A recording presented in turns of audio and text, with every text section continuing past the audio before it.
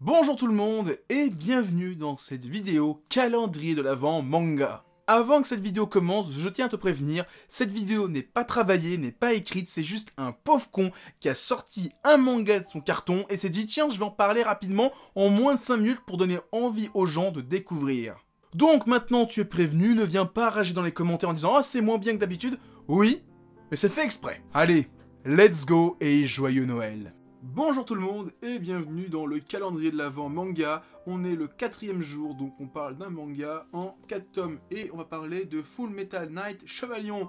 Donc un manga de Akata dans la collection What the Fuck et je trouve que c'est l'un des titres de cette collection qui a le moins sa place dans la collection parce que je trouve que c'est pas un truc si what the fuck que ça. En fait le pitch de départ est what the fuck mais après...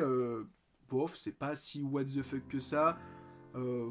Alors le pitch, c'est qu'en fait on suit Force Rouge, hein, donc un Power Rangers, un Super Sentai, un Full Metal Knight là-dedans, Chevalion, la Force Rouge, le chef d'une équipe de Power Rangers. Ils ont battu les grands méchants, et sauf que là où tout le monde a retrouvé son apparence normale, bah lui il reste toujours en armure de Power Ranger Rouge. On sait pas pourquoi, et il va causer des troubles. Et ça, c'est un peu la première moitié du tome. Après, il y a une histoire qui commence à se créer. Pourquoi il est toujours en armure, pourquoi il a fait ci, pourquoi il a fait ça. Et voilà, le début, les premiers chapitres sont vraiment what the fuck, parce que tu te dis, mais qu'est-ce que c'est que ça? Qui a eu l'idée d'avoir un truc pareil? Et après, bon, il commence à avoir une vraie histoire, et je trouve pas que ça soit si what the fuck que ça ensuite. C'est un petit gag manga sympathique, où après, on retrouve chacun des différents... chevalions, enfin les différents chevaliers, qu'est-ce qu'ils sont devenus après ça, donc la force rose, bleu, vert et jaune. Qu'est-ce qu'ils sont devenus? C'est très stéréotypé parce que par exemple, voilà, le rouge c'est le chef un peu débile, la rose c'est la fille un peu amoureuse du héros, force jaune c'est la fille un peu garçon manqué, vert c'est l'intello, le bleu c'est le brave type, le beau gosse, voilà. C'est vraiment ces stéréotypes-là, ils sont vraiment comme ça là-dedans. Il y a toujours la force cosmique qui est venue sur Terre, qui a essayé de les aider. Voilà, c'est une grosse parodie de Super Sentai, donc un genre qui a été créé par Ishinomori, papa de Kamen Rider, de Cyborg 009. Et voilà, je trouve que c'est un titre sympa. Je l'ai acheté cette année, j'ai trouvé 4 tomes d'occasion. Parce que je dis tiens, c'est la collection What the Fuck. Autant essayer, je veux dire, j'en ai plusieurs des titres de la collection What the Fuck. C'est pas mauvais, mais je trouve que c'est celui qui a le moins sa place dans la collection, parce que je trouve que c'est le moins what the fuck de tous. Ce que j'ai lu, j'en ai lu quand même... j'ai quasiment tout lu de la collection what the fuck, quasiment. Il me doit me manquer au moins 4. Le truc avec le chat, le truc avec la blonde, son assassin, le dernier, Magical Girl Holy Shit, et encore un, je sais plus c'est lequel. Si, le truc... Bloody Shenso, là, le truc avec la fille qui a des grosses seins, une tronçonneuse, ça je vais le prendre, ça a l'air génial. Et je trouve que parmi tout ce que j'ai lu, c'était le truc le plus... Voilà, débile au début, mais je trouve pas ça what the fuck. Bon, après, c'est mon avis.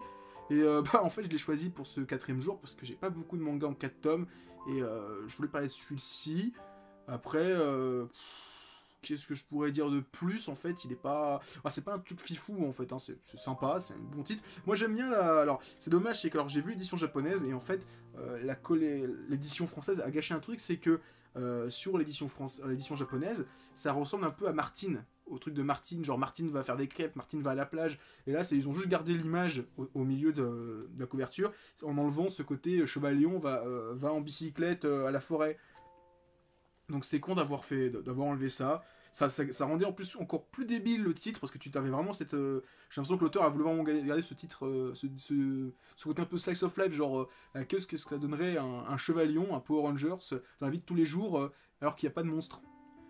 Et voilà, c'est vraiment ça le principe du manga.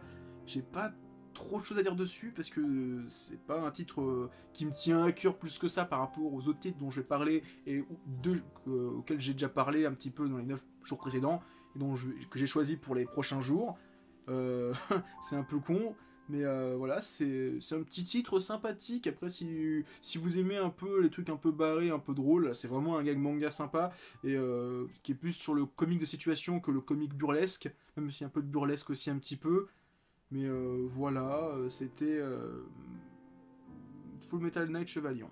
Donc voilà, c'est tout ce que j'avais à dire. Avant de vous quitter, pensez à mettre plein de pouces bleus, partagez la vidéo et laissez des commentaires. Et surtout, en description de cette vidéo, vous trouverez des liens pour aller sur mon Facebook, mon Twitter et mon Discord. Allez, à plus tout le monde et continuez à lire des mangas.